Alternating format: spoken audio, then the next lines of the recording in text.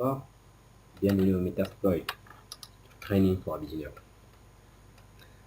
Dans les précédentes vidéos, nous avons présenté Metasploit de manière très basique, n'est-ce pas? Et dans ce tutoriel, nous allons montrer l'organisation du Metasploit, vous donner quelques astuces en plus, n'est-ce pas? Nous allons fouiller un peu plus les répertoires de Metasploit et vous donner quelques commandes de base sur Metasploit lui-même, ok? Sans plus tarder, nous allons commencer, n'est-ce pas? Évidemment, sur le module 1, partie 4. L'architecture de Metasploit. Vous remarquez déjà que Metasploit est conçu de plusieurs outils, des plugins, des librairies LRS, MSF Core, MSF Base, des interfaces et des modules. Nous allons nous concentrer sur les modules et les interfaces pour une question, à cause d'une question de temps, et je crois, et parce que nous supposons aussi que les deux là vous seront suffisants pour que vous puissiez réaliser ce dont vous aurez besoin avec Metasploit.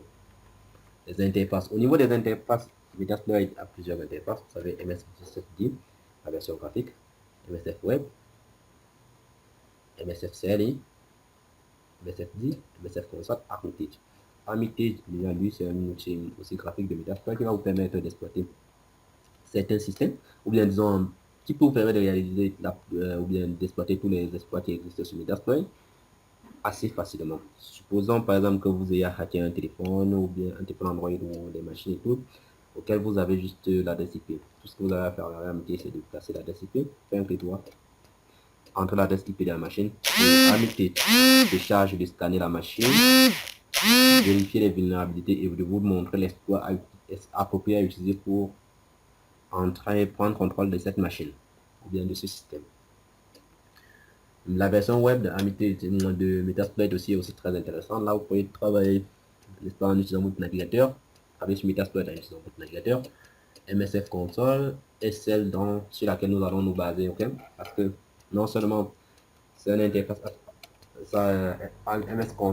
MSF Console est une interface assez puissante de Metasploit. En plus de ce, elle offre des fonctionnalités d'autocomplétion qu'on les systèmes de use en plus encore.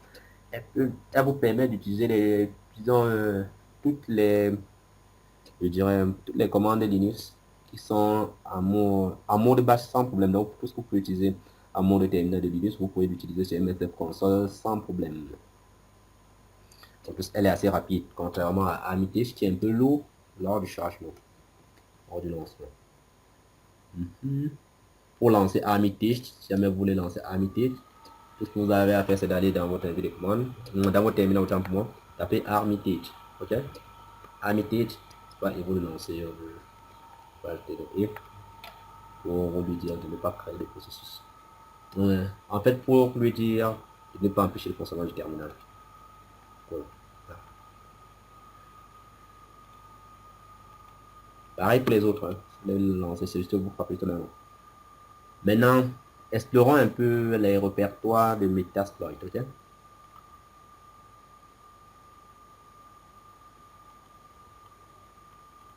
Vous allez lancer le poste de travail, n'est-ce pas? Allez dans la racine des fichiers Linux, ok? Dossier opt, allez voir la Metasploit. Sur Kali Linux, c'est dans opt. Si vous utilisez la version Bark5 R3, vous allez aller dans le dossier pentest, ok? Continuons. J'entre le dossier Metasploit.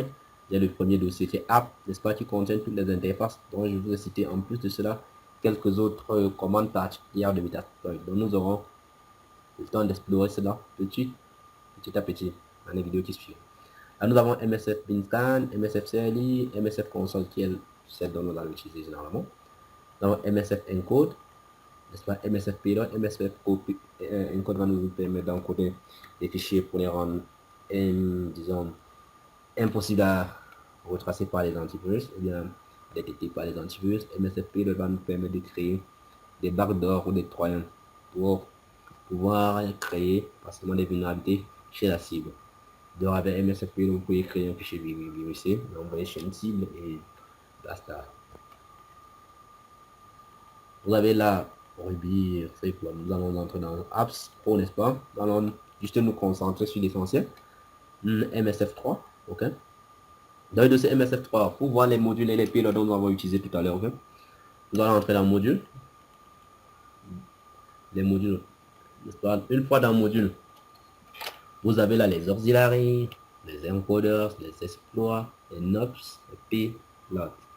Pour voir les auxiliaries, tout ce que je viens de faire, n'est-ce pas? Voilà. Vous allez donc remarquer que les auxiliaries sont aussi des codes qui vont vous permettre de réaliser plusieurs outils, plusieurs tâches, des tâches de sniffing, spoofing IP, et scanning, plusieurs doses, blablabla. Bla, bla, bla, bla. Vous aurez le temps de les découvrir. Okay? C'est un outil aussi assez puissant. C'est pour ça en fait qu'on va vous inviter à beaucoup de travail lorsque vous allez débuter Metasploit. Si vous voulez devenir un hacker puissant, je crois qu'il va falloir vous travailler énormément. Nous allons en train de reprendre le scan de tout à l'heure. Nous avons pris auxiliary, scanner. On va utiliser PowerScan, n'est-ce pas? J'entre d'abord dans Scanner. Ensuite, je vais dans PowerScan. Ok, PowerScan, PowerScan. Ok, PowerScan. Je vais tenir à vous montrer que avec Metasploit, les services téléphoniques ne sont pas, disons pas, n'ont pas été délicieux. Hein. Voilà, pour les scans téléphoniques. Scan de téléphone Motorola, vous allez trouver ça quelque part là. Le Motorola, c'est un Motorola où sont-ils? Motorola, ok. MySQL, nécessite une puissance scanner, nécessite un puissant scanner de vulnérabilité web. L'expose aussi un autre puissant scanner. Oracle, n'est pas délaissé, bien évidemment Postgre. Mais nous avons utilisé tout à l'heure PortScan, ok. Allons-y. PortScan TCP, n'est-ce pas? TCP.ruby. Nous avons utilisé tout à l'heure pour scanner, nous avons utilisé le fichier TCP, n'est-ce pas? En gros, voici le fichier dont nous avons utilisé tout à l'heure pour scanner le réseau. Essayons de nous positionner au même endroit avec Metasploit. Ok. Là, je me positionne au dossier.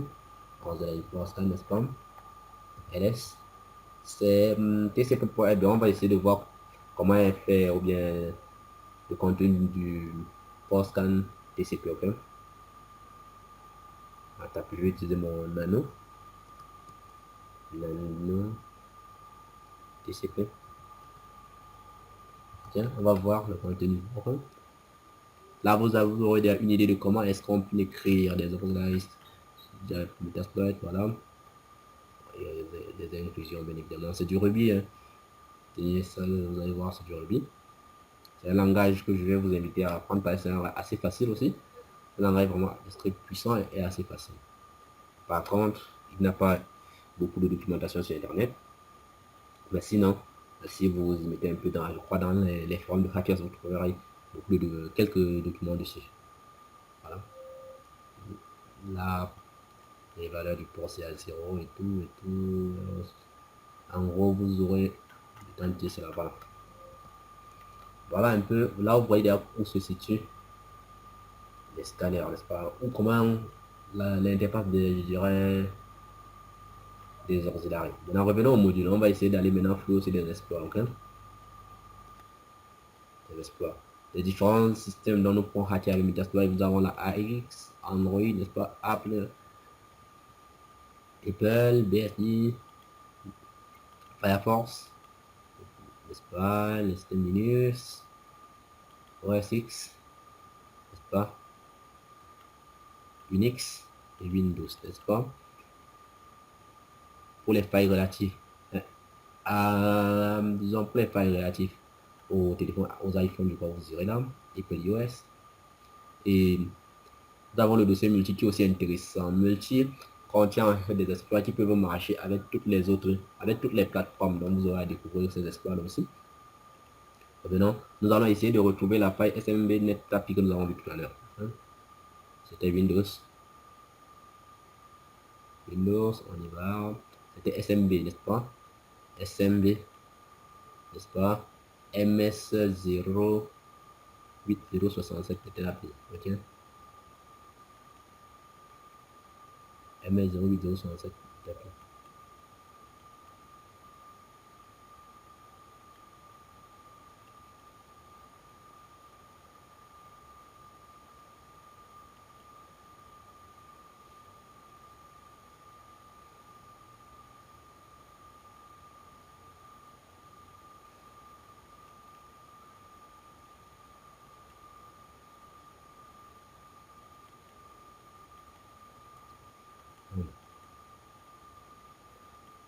je vais revenir sur mon terminal, ok.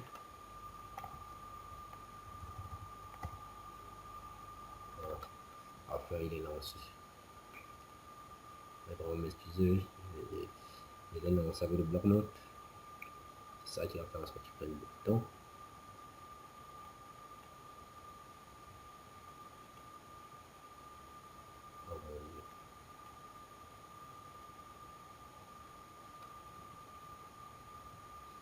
Voilà.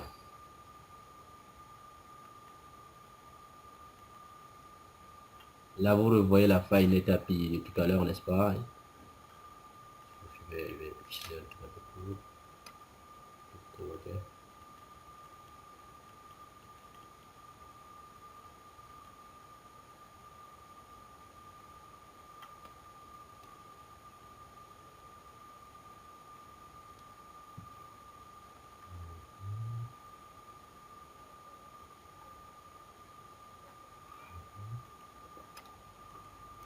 Ah, mais excusez, hein. C'est nous.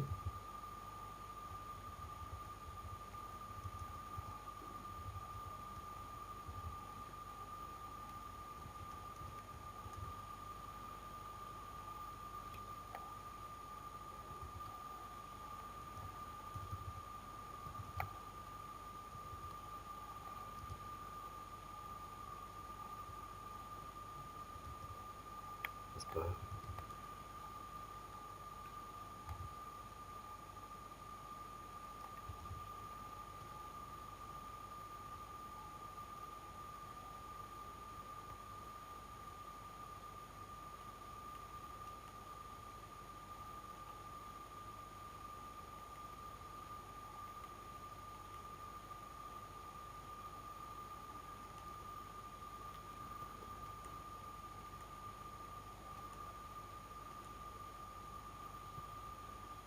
Voilà.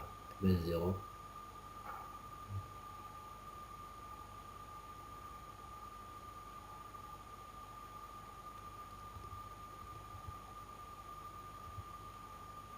Ok. Voilà, nous sommes à l'intérieur du film. Vous voyez un peu comment écrit ce pilote, n'est-ce pas? Et vous avez remarqué aussi la présence des shellcodes qui va vous nécessiter un peu de compréhension de l'assembleur. Mais ça ne serait pas bien introduction, ok? Vraiment, lors de cette formation, on vous présentera vraiment Metasploit dans les détails. Vous pourrez comprendre comment le fonctionnement de Metasploit, ok? Voilà. Je vais voir tout ça. Commentaire. Ah, cool. Cool.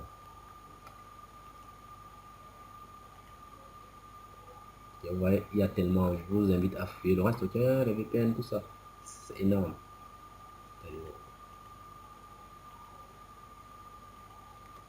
Maintenant, une fois qu'on a vu les modules, les payloads, ok? Il existe, vous allez voir au niveau des payloads, il existe 3 types de payloads, c'est les payloads single. Les payloads single seront les payloads qu'on va utiliser pour mener, disons, des payloads pour mener des attaques, ou bien, disons, qui seront utilisés une seule fois. Les payloads qui sont utilisés juste pour un seul type d'attaque. Donc, ce sont des payloads du genre Shellbin TCP dont nous avons vu tout à l'heure, qui nous permet de nous connecter, mais sans envoyer un retour forcément, n'est-ce pas? Ou bien ça nous permet, donc nous ne pourrons pas, disons, interagir, peut-être quitter de lui vers un autre payload différent. Lorsque nous lançons un payload single, nous ne pouvons plus lancer un autre payload sur le même système. Et ces payloads vont laisser des traces. Je vais essayer de vous montrer par exemple le payload. Vous voyez là, le Node GSM intégré, hein, nouveau langage. Alors c'est juste une nouvelle technologie. Donc, une nouvelle technologie, mais déjà c'est déjà là. Nous allons essayer de voir les payloads single. Performance. Là, nous avons utilisé le payload Shell bin TCP, ok. Voilà, Python, Windows, ok. C'est Windows, Shell, bin, TCP, ouais. Celui que nous avons utilisé tout à l'heure est bel et bien là. Ok. Nous aurons les stagers, n'est-ce pas, qui sont des pilotes qui vont fournir des informations en retour à Metasploit afin afin que Metasploit appelle les pilotes stage. Voilà ce qui se passe. Le pilot stage s'est introduit, mais ne lance disons, ne lance aucune tâche. Elle fournit un résultat au stage, n'est-ce pas? Là, maintenant, Metasploit envoie des DNS, des actions, n'est-ce pas? Une fois qu'elle a envoyé, n'est-ce pas, c'est maintenant les pilotes qui sont en stage qui font le travail. Voyons voir comment ça se passe. Vous voyez là, par exemple, Si nous prenons Windows, ok. Lorsque nous prenons un bin TCP, lorsque vous avez pris tout à l'heure, mettez après slash bin TCP. Ce qui se passe, c'est quoi? C'est d'abord le payload bin TCP qui est là, n'est-ce pas? Qui va se loger dans le système de la victime et essaie de fournir des informations en retour au payload MetaPreter, n'est-ce pas? Qui est un payload du type state, n'est-ce pas? Qui le renvoie donc au payload state qui est là afin de celui-là puisse faire la manipulation et prendre et effectuer les tâches comme il veut. Nous vous invitons après cette démo à venir suivre nos formations, ok? Et nous aurons l'occasion de présenter cela plus prochainement. Là, nous avons présenté disons, la reconnaissance de Metasploit de manière basique. On vous laissera faire le reste. Maintenant, quelques trucs, astuces dont vous pouvez avoir besoin de faire sur Metasploit, ok? Je vais vous montrer quelques commandes de Metasploit sur cette vidéo pour terminer en le module 1, n'est-ce pas? Maintenant, si jamais vous êtes sur Metasploit et que vous voulez avoir les commandes, c'est help, ok? Toutes les commandes de Metasploit sont listées, ok? Help, commande, n'est-ce pas? Avec banner, je peux changer. Vous pouvez voir les différentes bannières, ok? Ces tables-là, ouais. Ils ont développé plusieurs bannières, ok? Et vous connaissez aux bases de données, n'est-ce pas? La base de données, c'est la base de données de Metasploit, évidemment. Parce que je vous ai dit que Metasploit utilise une base de données Postgre. Donc, vous pouvez voir là. Pour lancer la base de données Metasploit, c'est juste caler Linux, service, Metasploit, n'est-ce pas? Community Prostat, ok? Lancer la base de données. Voilà, bref, toutes les commandes que vous pouvez utiliser sur Metasploit, connect, edit, info, pour les informations. Vous mettez l'information module, n'est-ce pas? Vous aurez appuyé pour sa version pour savoir la version de Metasploit, ok? La version de Metasploit,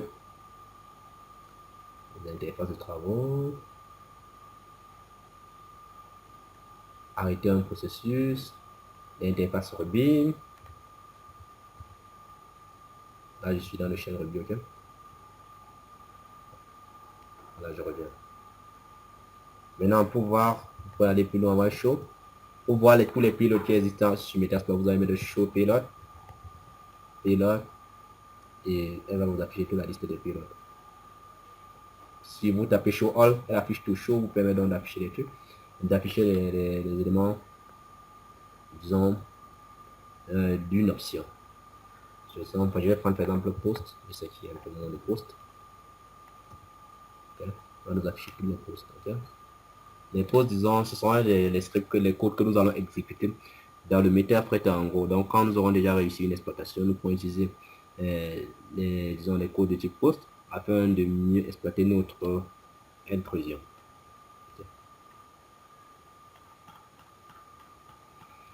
Je crois que là, je vous ai donné un peu plus d'infos sur Metasploit.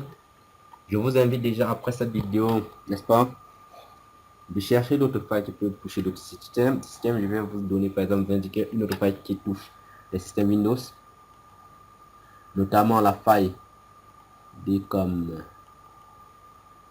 RPC, ok, D comme là, comme écrit ici, la faille D comme, ok, RPC. Allez essayer de chercher aussi ça, chercher un système vulnérable, essayer d'exploiter disons, ces erreurs et faire vos tests avec. Et maintenant, c'est la fin du module 1 qui va marquer le début du module 2. N'est-ce pas? J'espère que vous avez aimé cette vidéo. N'est-ce pas? La version de Metasploit. Maintenant, au module 2, nous allons monter plusieurs attaques avec Metasploit. N'est-ce pas? On va vous montrer comment hacker. En fait, une fois que vous avez pris contrôle d'une machine, ce que vous pourriez faire Metasploit, comment est-ce que vous pourriez créer un backdoor et revenir autant que vous voulez sans être vu, comment contourner les antivirus, comment bloquer les antivirus, comment effacer vos traces sur le système, comment escalader des privilèges, donc quitter peut-être un utilisateur simple à prendre des droits d'administrateur et tout et tout. Bref, on va vous montrer un tas de choses dont vous pourriez faire une fois que vous avez réussi une attaque sur le module 2. Merci d'avoir suivi cette séance de formation sur Metasploit. Bonne journée. Bye.